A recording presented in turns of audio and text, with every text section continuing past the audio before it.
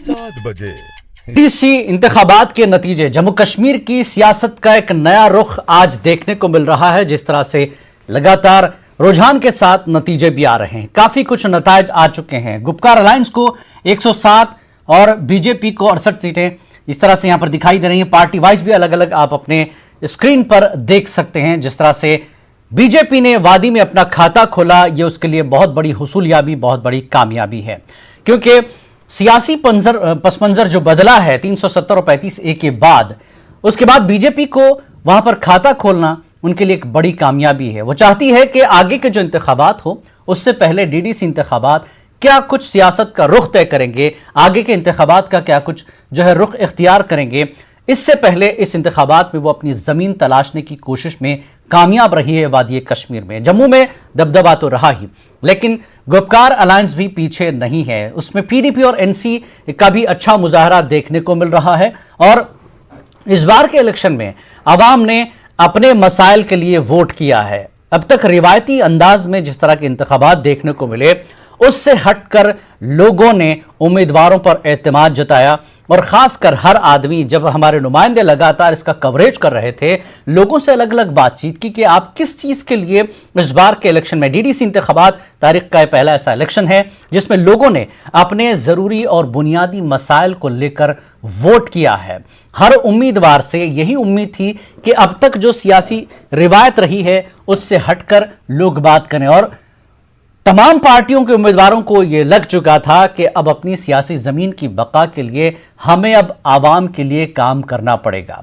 तो जब कहीं सियासत में बहुत कुछ तब्दीलियां, बहुत कुछ बातें होती रही इंतखाबी मुहिम के दौरान, गुपकार अलायंस ने जहां बात की 370 और 35A की और कश्मीर के तशक्कुस की बात की, वहीं बीजेपी और दीगर आजाद उम्मीदवारों ने इन डीडीसी जिस बुनियाद पर इलेक्शन लड़ा जा रहा है उसकी बात की। यानी लोगों तक पहुंची है आजाद उम्मीदवार और बीजेपी और दीगर जो नई पार्टियां वजूद में आई, JKAP, उनका यही कहना था कि यह इलेक्शन यहां के आवाम की बुनियादी मसाइल का इलेक्शन है, न कि नेशनल इलेक्शन। लेकिन बीजेपी हर इलेक्शन को अपने अंदाज में लड़ती है। उसकी सिर्फ एक ही यकीन है, एक ही धुन है कि हमें हर इलेक्शन जीतना है, चाहे वो छोटा इलेक्शन हो या बड़ा। बल्कि बीजेपी तो ये कहती है कि डीडीसी हो या दीगर इस तरह के काउंसिल के इलेक्शन हो, बल्दी इंतखाबात हो, जो कुछ हो, वो इलेक्शन छोटा नहीं होता। यहीं से जो है राह हमवार होती है आगे के इंतखाबात की। लोकल कैडर जमीन पर जब मजबूत होगा तब जाकर असेंबली और पार्लियामेंट के इलेक्शन में उसकी तस्वीर देखने को मिलती है। तो इसी हिसाब से डीडीसी इंतखाबात जम्मू कश्मीर में अब ये तय करेंगे कि रियासत की और मरकज की सरकार की बागडोर किसके हाथ में हो। जहां से जितनी सीटें लोकल लेवल पर, ब्लॉक लेवल पर मिलती हैं पार्टी को, वहीं पर एमएलए और एमपी मजबूत होता है। तो क्या डीडीसी इंतखाबात आगे की राह हमवार कर रहा है? किसको कितनी ताकत मिल रही है? किस पर कितना एतमाद जताया गया है? अभी तक के हिसाब से देखिए 26 सीटें एनसी ने जीत ली हैं 40 में से, पीडीपी ने 15 सीटें जीत ली। इस हिसाब से अगर देखा जाए तो अभी रुझान भी बड़ी तादाद में सामने आ रहे हैं और जीत का सिलसिला भी सभी पार्टियों का जारी है। कांग्रेस 14 में 9 सीटें अभी तक जीत चुकी है सब में। हालांकि ये दो बड़ी पार्टियां हैं, कांग्रेस और बीजेपी की अगर हम बात करें, बीजेपी के पास खोने को कुछ नहीं है, लेकिन डीडीसी में बीजेपी ने वादी कश्मीर में पाया है। जी हां, अपनी जड़ें मजबूत की है। जिस हिसाब से इंतखाबी मुहिम बीजेपी ने चलाई है वादी कश्मीर में, जम्मू में उसकी पकड़ है, इसमें कोई शक नहीं, लेकिन वादी कश्मीर में उसकी पकड़ देखने को मिल रही है। ऐसे वक्त जब 370 और 35A के बाद गवर्नर रूल भी देखा गया, गवर्नर के मातहत यहाँ पर काम हुए, जिसको लेकर बीजेपी को कुछ न कुछ यहाँ पर फायदा हुआ। और जो लोग कश्मीर के सोचते हैं कि साहब हमारे एक अरसे से जो मसाइल थे बुनियादी, कहीं ना कहीं लोगों को लगा कि अब दीगर पार्टियों को और ख़ासकर आज़ाद उम्मीदवारों को वादी कश्मीर के लोगों ने मौका दिया है। इस बार रिवायती पार्टियों को कहीं ना कहीं अब सोचना पड़ेगा अपनी सियासी बका के लिए कि आगे के इंतखाबात, आगे की सियासी ज़मीन कैसे बचाई जाए। तो आप देख सकते हैं अपने स्क्रीन पर 262 सीटों के रुझान और नतीजे यहां पर हैं। 280 सीटों के नतीजे आने बाकी हैं, जिसमें से 200 के करीब जो है यहां पर नतीजे आ चुके हैं।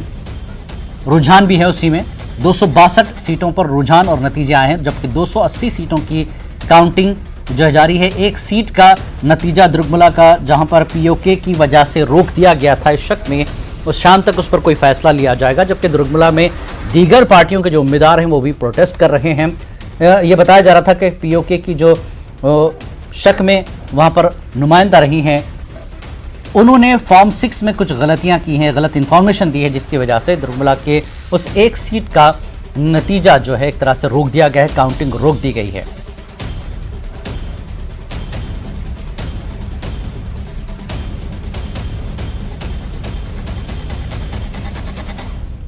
आइए, सैयद मंजूर त्राल से हमारे साथ जुड़ चुके हैं। इस वक्त क्या अपडेट वो दे रहे हैं, क्या जानकारी? सैयद मंजूर, नतीजे क्या आप बता रहे हैं अभी, क्योंकि काफी धीमी जो है रफ्तार से चल रहे हैं। ज्यादा हमें उम्मीद थी कि ज्यादातर नतीजे आ जाएं, लेकिन अभी भी पूरे नतीजे नहीं दिख रहे। कब तक आएंगे और इस वक्त आप क्या अपडेट दे रहे हैं?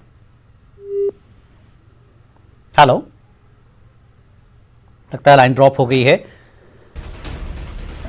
वह अभी बहुत से नतीजे आने बाकी है। गुपकार अलायंस ने अभी तक 51 सीटें यहां पर जीत ली हैं, बीजेपी 21 सीटें, तो कांग्रेस 9, जेकेएपी 8 सीटें यहां पर जीत चुकी हैं। बहुत से नतीजे अभी आने हैं, रुझान भी लगातार आ रहे हैं।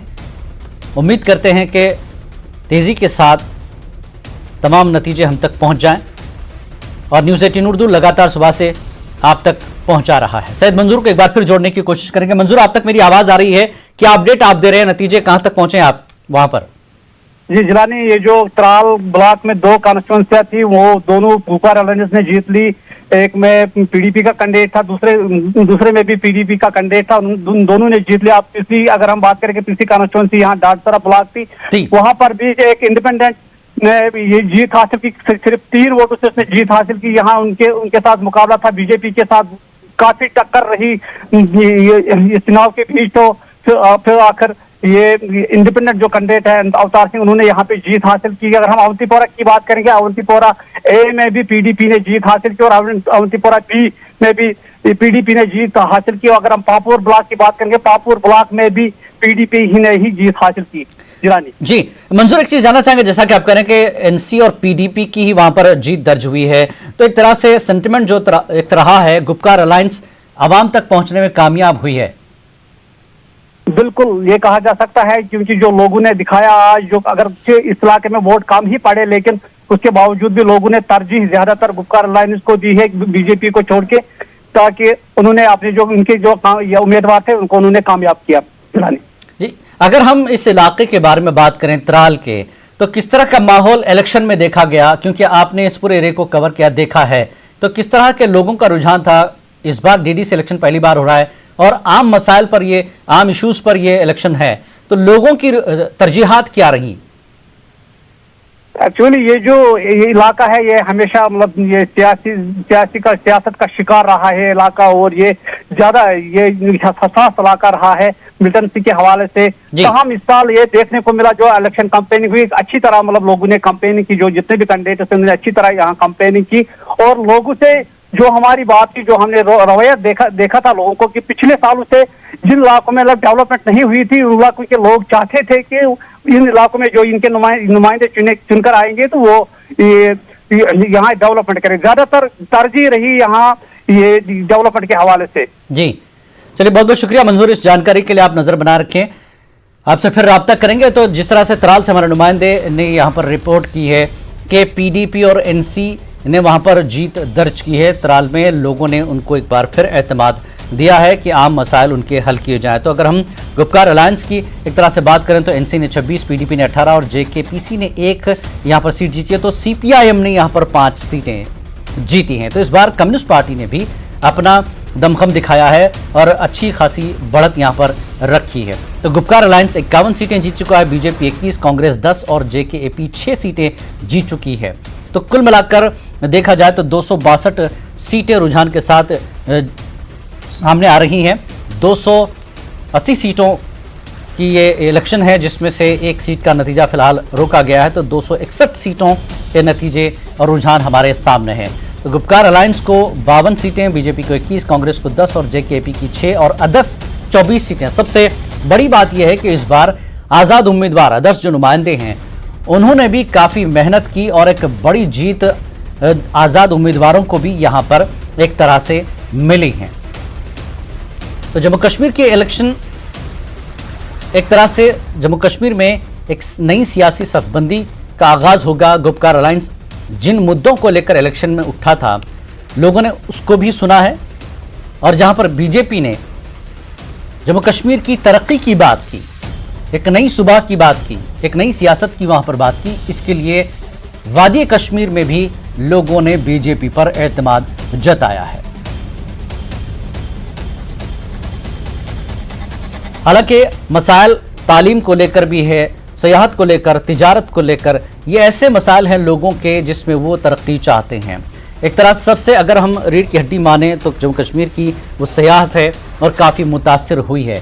और रही बात तिजारत की, नामसाइद हालात की वजह से एक तो असेंबली का वहाँ पर तहलील हो जाना, फिर उसके बाद 370 और 35 का हट जाना, और गवर्नर रूल के साथ वहाँ पर काम होना, सिक्योरिटी के मसाइल के साथ साथ, तो कहीं ना कहीं तिजारत का वहाँ नुकसान हुआ है। लेकिन धीरे धीरे जम्मू कश्मीर अब उभर रहा है और डीडीसी इंतखाबात के बाद अब आम लोगों को यही उम्मीद है कि उनके मसाइल हल होंगे, तिजारत का मसला भी हल होगा, सियाहत का मामला भी हल होगा, और तालीम जो काफ़ी मुतासिर रही है नौजवानों की, उम्मीद है लोगों को कि अब ये मसाइल का सामना उन्हें नहीं करना पड़ेगा, क्योंकि डीडीसी इंतखाबात के बाद जो उम्मीदवार वहाँ कामयाब होगा, सीधे सियासी ताकत और मसाइल के हल के लिए वही जिम्मेदार होंगे, क्योंकि उन्हीं को अब सारी चीज़ें करनी है। यानी एक तरह से आम लोगों की ताकत होगी डीडीसी, जो मसाइल है खुद उन्हें हल करना है।